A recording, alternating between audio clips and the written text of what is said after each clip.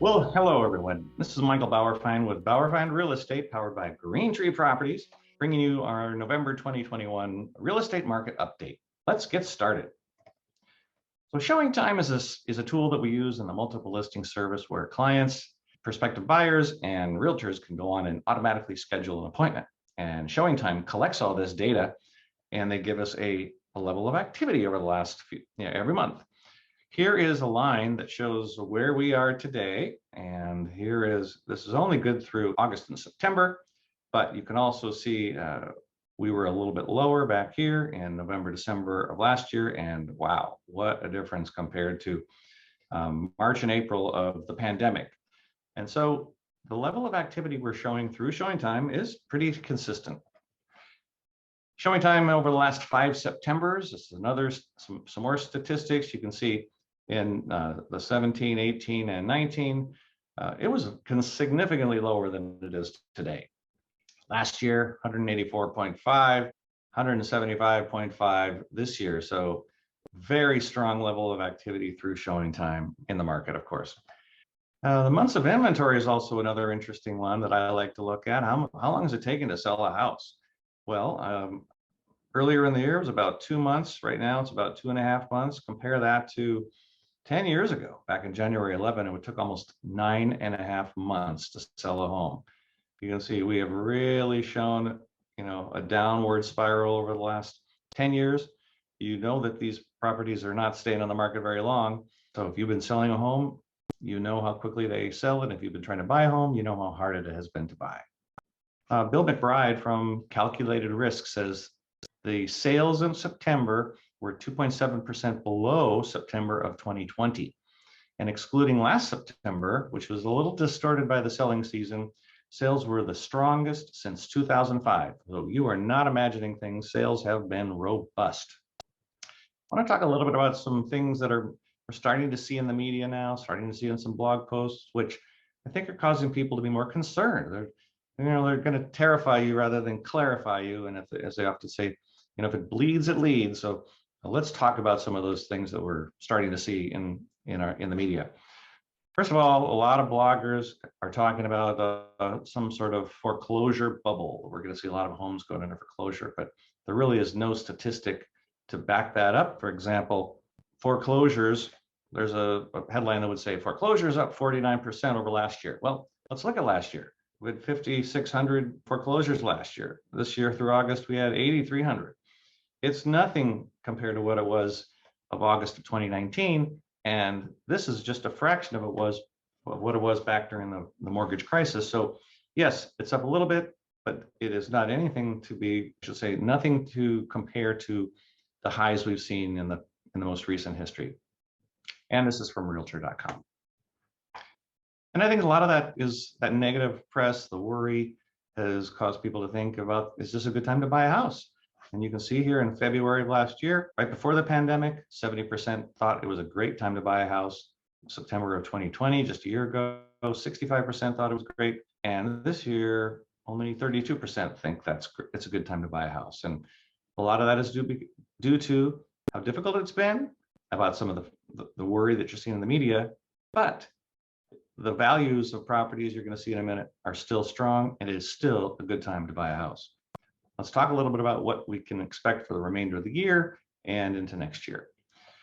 Doug Duncan, Senior VP over at Fannie Mae, says right now, we forecast mortgage rates to average 3.3% in 2022, which though slightly higher than 2020 and 2021, by historical standards remains extremely low and supportive of mortgage demand and affordability. So what we're saying is there's possibly going to see some increases next year, but still, comparing to history, they are going to be within the lowest we've seen. Here is that statistic. Here's the fact. At least since 2018, mortgage rates, interest rates were up to 5%. You can see they've been, again, going down, down, down.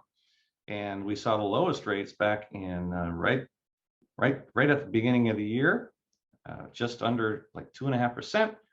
We're now close to 3%, and they're going to go up slightly throughout the rest of the year, projected to be around 3.6% by this time next year. And yet, home prices are continuing to grow as well. We've got 6 different forecasters here, and Fannie Mae, Freddie Mac, MBA, Zelman, and National Association of Realtors. And as you can see, some are super optimistic. They're looking at 7% increase next year. Some are a little bit more optimistic, a little bit more moderate, and some are a little more conservative, but they're still showing appreciation and growth in the market in real estate home prices throughout all of 2022. So if you're a homeowner or if you're looking to buy now, you should see appreciation next year, maybe not as much as we've seen in the past, but still seeing it nonetheless. I want to go back to this, that you probably know, and I should have a slide, but this in the last 12 months in Orange County, prices went up 20%. And yet that's not the highest in the country. The highest that I saw this past week was Austin, Texas, and Boise, Idaho, where prices had gone up 30% in the last 12 months. So is it going to go up 20% or 30%? We sure hope not. We're looking for something a little bit more sustainable, which is in the 3 to 4 to 5% range. So home sales are also forecasted to increase. In 2020, we had 6.5 million homes sold. Look what happened in 2021. We saw 6.7, 6.8, 6.9. Look what's forecasted into 2022, 6.6, 6.8, and some think it's going to be 7.5 million. The Mortgage Bankers Association thinks 7.5 million. So all of these organizations, Fannie Mae, Freddie Mac, National Association of Realtors, as well as the Mortgage Bankers Association, are all saying it's going to be strong the remainder of 2021 as well as into 2022. Mike Fracantoni says he's a chief economist at the Mortgage Bankers Association, says that 2022 should be another strong year for the housing market. And if you're thinking about going in, you should. Let's change gears just a little bit and talk about how much we appreciate our home versus how much our home is worth. This is a home business office in somebody's living room with a big, beautiful view of the outside, just like I have over here, as I'm working from my home as well. And Dan Layton, the senior industry fellow at the Joint Center for Housing Studies at Harvard University, says home ownership is regarded as causing an improvement in the quality of life of a typical family. It's the most common method for such family to build wealth, which we've talked about, and that can also be used for retirement or other needs, including helping the next generation. Such wealth creation, therefore, provides a major social as well as economic benefit.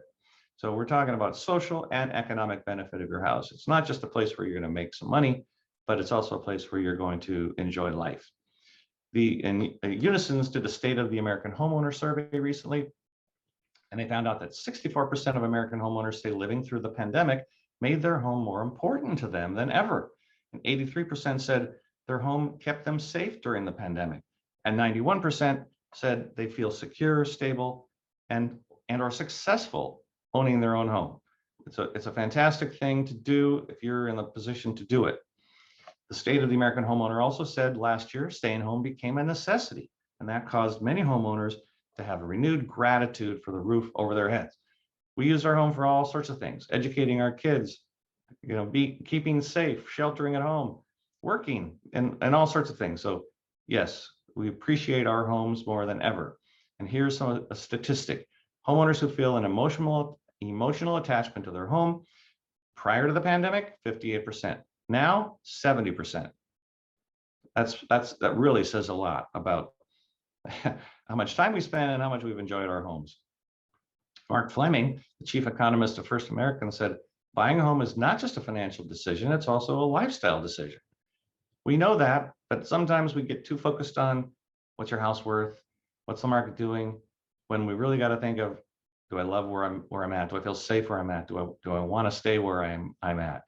Or is it time to make a change so I can find that comfort or the lifestyle that I'm looking for? That's our real estate report for the month of November. I hope it was helpful. I will be doing this on a more regular basis. If I can help in any way, if you're looking to move up, change your social standing in your home, if you're looking to add more space, or you have any questions about real estate, I hope you'll give me a call. My name is Michael Bauerfeind with Bauerfeind Real Estate, powered by Green Tree Properties. I hope you get a heaping help and a peace and love today. Take care, and we'll see you next time.